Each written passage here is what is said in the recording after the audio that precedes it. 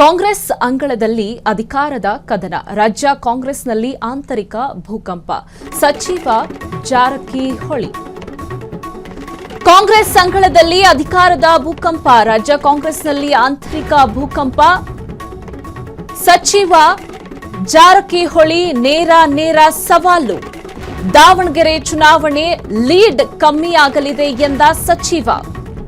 ದಾವಣಗೆರೆಯಲ್ಲಿ ಮತಕುಸಿತ ಗ್ಯಾರಂಟಿ. ಜಾರಕಿಹೊಳಿ ಎಚ್ಚರಿಕೆ.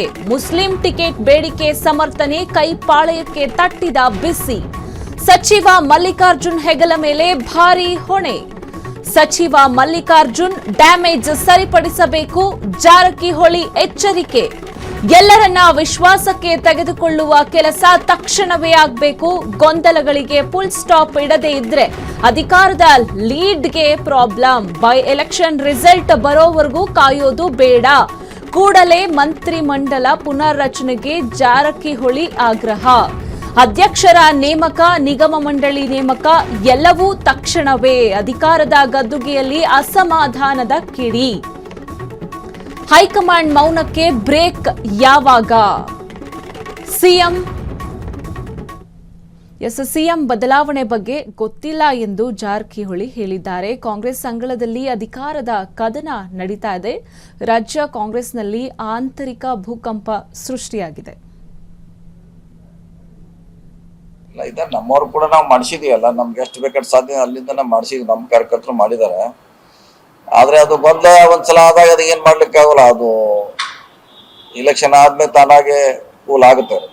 ಮಂತ್ರಿಮಂಡಲ ಇದೆ, ಅಧ್ಯಕ್ಷ ಸ್ಥಾನ ಇದೆ, ಇದನ್ನ ಬೇಗ ಇತ್ಯರ್ಥಿ. ಅಲ್ಲಿವರೆಗೆ ನನ್ನ ಲೆಕ್ಕಲಿ ವೇಟ್ ಮಾಡೋದು ಅವಶ್ಯಕತೆನೂ ಇಲ್ಲ. 4 ತಾರೀಕು ಏನಾರು ಆಗುತ್ತೆ, ರಿಸಲ್ಟ್ ನಮ್ಮ ಪರವಾಗಿ ಬರ್ಬೋದು, ಬರ್ದೇ ಇರ್ಬೋದು, ಬರ್ತೈತೆ ನಮ್ಮ ಪರವಾಗಿ. ಅಲ್ಲಿವರೆಗೆ ನಾವು ವೇಸ್ಟ್ ಮಾಡದೆ ಟೈಮು. ಇದನ್ನ ನಾವು ಯಾವ್ದ್ರೆ ಅಲ್ಲ, ಬದಲಾವಣೆ ಆಗೋದು ಅನಿವಾರ್ಯ ಕೂಡ ಇದೆ. ಪಕ್ಷದಲ್ಲಿ ಮಂತ್ರಿಮಂಡಲ ವಿಸ್ತರಣೆ ಆಗ್ಬೇಕಲ್ಲ. 30 ತಿಂಗಳು ಆದ್ಮೇಲೆ ಮಾಡ್ತಾ 30 ತಿಂಗಳು ದಾಟಿ ಹೋಯ್ತು. ಈಗ ಇನ್ನೂ 4 ಖಾಲಿ ಇದೆ. ಆದಷ್ಟು ಬೇಗ ನಮ್ಮ ಪಕ್ಷದವರು ಅದ್ರ ಬಗ್ಗೆ ಗಮನ ಹರಿಸ್ಬೇಕಲ್ಲ, ಅದಷ್ಟೇ. ಅದನ್ನ ಹೇಳಿದ್ರಲ್ಲ, ಅದನ್ನ ಬೇಗ ಇತ್ಯರ್ಥಿ. ಅದು ಮಂತ್ರಿಮಂಡಲ ಬಂತು, ಅಧ್ಯಕ್ಷ ಬಂತು, ನಮ್ಮಲ್ಲಿರೋ ಗೊಂದಲ ಬಂತು. ನೀವು ಹೇಳಿದಂಗ 900 ಜನ ವೇಟಿಂಗ್ ನಲ್ಲಿ ಇದ್ದಾರೆ. ಬೋರ್ಡ್ ಕಾರ್ಪೊರೇಷನ್ಗೆ 900 ಜನಕ್ಕೆ ಮಾಡಬೇಕು. ಅದನ್ನು ಸೇರೆ ಮಾಡ್ಬೇಕು. ಎಲ್ಲಾನು ಬೇಗ 4ನೇ ತಾರೀಕು ನಾವು ವೇಟ್ ಮಾಡೋದು ಅವಶ್ಯಕತೆ ಇಲ್ಲ. ಆದಷ್ಟು ಬೇಗ ಇತ್ಯರ್ಥಿ ಮಾಡಿದ್ರೆ ಕಾರ್ಯಕರ್ತರು ಖುಷಿ ಆಗ್ತಾರೆ. ಅದು ಗೊತ್ತಿಲ್ಲ, ಅದೇನಾಗ್ತದೆ ಇಲ್ಲ. ಇದನ್ನ ನಮ್ಮವರು ಕೂಡ ದಾವಣಗೆರೆ, ಬಾಗಲಕೋಟೆಯಲ್ಲಿ ನಾವು ಗೆಲ್ಲುತ್ತೇವೆ. ಬೆಳಗಾವಿಯಲ್ಲಿ ಸಚಿವ ಸತೀಶ್ ಜಾರಕಿಹೊಳಿ ಹೇಳಿಕೆ. ಶಿಗ್ಗಾವಿ ಹಾಗೂ ಬಾಗಲಕೋಟೆ ಹೋಲಿಕೆ ಸಾಧ್ಯವಿಲ್ಲ. ಬಾಗಲಕೋಟೆಯಲ್ಲಿ ಕ್ಷೇತ್ರ ಉಳಿಸಿಕೊಳ್ಳಲು ಕೆಲಸ ಮಾಡಿದ್ದೇವೆ. ಒಂದು ಕ್ಷೇತ್ರದಲ್ಲೂ ಸೋತರೂ ಬಿಜೆಪಿ ನಮ್ಮನ್ನ ಮಲಗಲು ಬಿಡಲ್ಲ. ನಾವೇ ಸಿಎಂ, ನಾವೇ ಮಂತ್ರಿಗಳು ಎಂದು ಹೇಳ್ತಾರೆ. ಬೆಳಗಾವಿಯಲ್ಲಿ ಸಚಿವ ಸತೀಶ್ ಜಾರಕಿಹೊಳಿ ಹೇಳಿದ್ದಾರೆ. ಸೀಟ್ ಮೌಲ್ಯವೇ ಗೊತ್ತಿಲ್ಲ. ಈಗ ನಿಮ್ಮ TR ಮಾಡ್ಬೇಕಂದ್ರೆ ನಾವೆಲ್ಲಿ ಮಾಡೋದು? ನಾವು ಗೆಲ್ತೀವಿ ಅಂತ ಅಷ್ಟು ಹೇಳ್ತೀವಿ. ಗೆಲ್ತೀವಿ 100%. ಮಾರ್ಜಿನ್ ಎಲ್ಲ ನೀವು ತೆಗಿಬೇಕಂತ TV ಅವ್ರು ಹೆಂಗೆ ಎಷ್ಟು ಏನು ಎಂತ ಅಂತ ನಮಗೆ ತೆಗಿಬೇಕಾದ್ರೆ ಇನ್ನೂ ಟೈಮ್ ಹಿಡಿದ್ರಿ. ಯಾಕಂದ್ರೆ ನಮ್ಮ ಸೋರ್ಸಿಂದ ತೆಗಿಬೇಕು. ನಾವು ಗೆಲ್ತೀವಿ ಅಂತ 100% ಇಷ್ಟು ಮಾತ್ರ ಹೇಳಕ್ಕೆ ಸಾಧ್ಯ ಇದೆ. ಸರ್ ಹೆಂಗಿತ್ತು ಸರ್? ಏನು ಯಾವ ರೀತಿ ಜನರ ಎಲ್ಲ ಕಡೆ ಓಡಾಡಿದ್ರಿ? ಪ್ರತಿಯೊಂದು ಮತಗಟ್ಟೆಗೆ ವರದಿ ತರಿಸ್ಕೊಂಡಿದ್ದೀರಿ. ಸಿಗ್ಗಾವಿ ಮತ್ತು ಇದನ್ನು ಹೋಲಿಕೆ ಮಾಡಿದ್ರೆ ಏನಾದರೂ ಒಂದು ಪಾಸಿಬಲ್ ಇದೆ?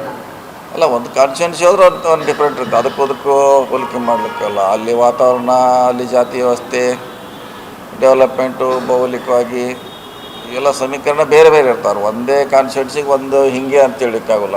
ಅಲ್ಲಿ ಹೋದ್ರೆ ಡಿಫ್ರೆಂಟಾಗೇ ಇರ್ತದೆ. ಸಿಗ್ಗಾಂವ್ ಡಿಫ್ರೆಂಟ್ ಆಗಿತ್ತು, ಇದು ಡಿಫ್ರೆಂಟಾಗೇ ಇತ್ತು. ಅಲ್ಲಿ ಹೋದ್ಮ್ಯಾಗ ನಮಗೆ ಗೊತ್ತಾಯ್ತು ಏನು ಕೆಲಸ ಮಾಡಬೇಕು, ಹೆಂಗೆ ಮಾಡ್ಬೇಕಂತ. ಸ್ಟಡಿ ಮಾಡಿದ್ಮ್ಯಾಗ ಸ್ಟಡಿ ಮಾಡಿ ಕೆಲಸ ಮಾಡಿದ್ದೀವಿ. 100ಕ್ಕೆ 100 ಗೆಲ್ತೀವಿ. ಅದು ಅಷ್ಟು ವಿಶ್ವಾಸ ಇದೆ. ಸೀಟ್ ಮೌಲ್ಯವೇ ಗೊತ್ತು. ಓಕೆ, ದಾವಣಗೆರೆ, ಬಾಗಲಕೋಟೆಯಲ್ಲಿ ನಾವು ಗೆದ್ದೇ ಗೆಲ್ತೀವಿ ಅನ್ನೋ ಆತ್ಮವಿಶ್ವಾಸವನ್ನ ಸಚಿವ ಜಾರಕಿಹೊಳಿ ಹೇಳಿದ್ದಾರೆ. ಶಿಗ್ಗಾವಿ ಹಾಗೂ ಬಾಗಲಕೋಟೆಯ ಹೋಲಿಕೆ ಸಾಧ್ಯವಿಲ್ಲ ಅಂತ ಕೂಡ ಹೇಳಿದ್ದಾರೆ. ಹಾಗೆಯೇ ಸಚಿವ ಸತೀಶ್ ಜಾರಕಿಹೊಳಿ ನಾವೇ ಸಿಎಂ ನಾವೇ ಮಂತ್ರಿಗಳು ಎಂದು ಹೇಳುತ್ತಾರೆ ಎಂದು ಬಿಜೆಪಿಯ ಮೇಲೆ ಕಿಡಿಕಾರಿದ್ದಾರೆ. ಒಂದು ಕ್ಷೇತ್ರದಲ್ಲಿ ಸೋತ್ರೂ ಬಿಜೆಪಿ ನಮ್ಮನ್ನು ಮಲ್ಗೋದಕ್ಕೆ ಬಿಡೋದೇ ಇಲ್ಲ ಎಂದು ಹೇಳಿದ್ದಾರೆ. ದಾವಣಗೆರೆ ಬಾಗಲಕೋಟೆಯಲ್ಲಿ ನಾವು ಗೆಲ್ತೀವಿ ಅನ್ನೋ ಆತ್ಮವಿಶ್ವಾಸವನ್ನ ಹೇಳಿದ್ದಾರೆ.